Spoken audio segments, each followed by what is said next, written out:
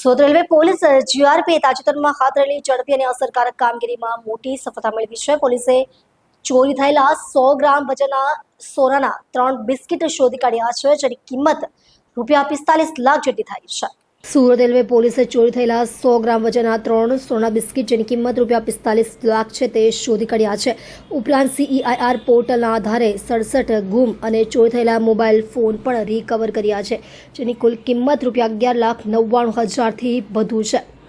આમ કુલ ₹56,99,000થી વધુનો મુદ્દામાલ જીઆરપી દ્વારા શોધી કાઢવામાં સફળતા મળી છે. સુરત જીઆરપીની ઝડપી અને અસરકારક કામગીરીના કારણે અરજદારોમાં ખુશીનો માહોલ છે અને તમામ મુદ્દામાલ અરજદારોને પરત કરવામાં આવ્યો છે.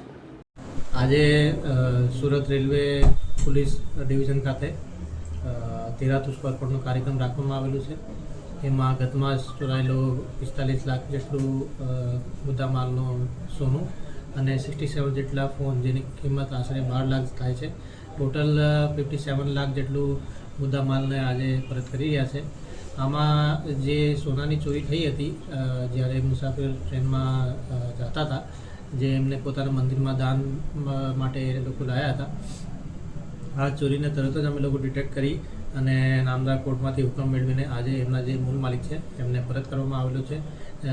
અને એમાં ખૂબ જ ખુશીની લાગણી પણ અમે જોવા મળી છે.